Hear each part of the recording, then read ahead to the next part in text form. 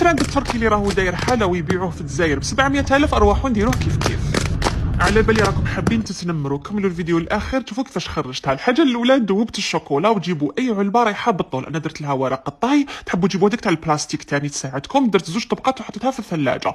باش نخدموا الكيك تاع الريد فيلفت جبت زوج كيسان تاع الحليب، دفيتهم ودرت لهم زوج ملاعق كبار تاع خل ولا تاع قارص ونحطوها تبرد بجهه. المقادير نكتبوا لكم بالتفصيل في اسفل الفيديو. من جهه نديروا النواشف، عندي زوج كيسان تاع فارينه غربلتهم مع كاس تاع السكر، ملعقه كبيره ونصف تاع الكاكاو وكيس خميره الحلويات تاع 10 غرام. صفيتهم خلطتهم حطيتهم بجهه. نجيبوا هذاك الحليب اللي خليناه برد مع كاس تاع الزيت وزوج حبات تاع البيض، نخلطوهم مليح ونديروا ملعقه ثاني تاع خل، الذوق تاع الفراوله اذا ما عندكمش ديروا لافاني مع الملون الغذائي الاحمر. خلطوا كلش ونفرغوهم فوق النواشف ونتحصلوا على قوام يكون شويه ثقيل وشويه خفيف. فرغوهم في صنيوه، انا جاتني شويه خشينه، نتوما تحبوهم رقاق كبروا صنيوه، دخلوها طيب على 180 درجه فرن مسخن من قبل. الكريم تشيز ديالنا درت 250 غرام جبن الماسكربون مع كاس كريم ليكيد تكون نسبه الدهون تاعها 35% وحليتها بحليب المركز المحلى. تحبوا ديروا سكر ناعم مع لافاني، طربوا بالباتر وذوقوا الحلاوه على حسابكم. هنا طاب لي الكيك تاع الريد فيلفت ونحتاجوا الفوغاج وكالعاده ولفتوني نستعمل الفوغاج تاع فرويور، هو البنين كاعيتك وفيه لي مخصو تاع الفاكهه، ما يجيش كيما المعجون يجي ثقيل شويه. درت طبقه تاع الكريمه، طبقه تاع الكيك، طبقه تاع الكريمه، نديروا زوج حفرات هكذا في الوسط باش نديروا فرويور، نزيدوا كيك كريمه فرويور كيك ونغلفوها بالشوكولا. والكيك تاعنا هدايا يجي قراف خفيف وتقول مشرب بالك وتشربوه. واذا عجزتوا تقدروا ديروهم هكذايا في قوالب ولا دي فيغين، نديروا طبقات وتستمتعوا لي بالبنه. هنايا حطيتهم يبردوا، رجعت لها هذه كانت جمدت لي الشوكولا، نحيتها درت لها شويه زيكزاك بالشوكولا البيضاء. اسمعوا لي القرمشه،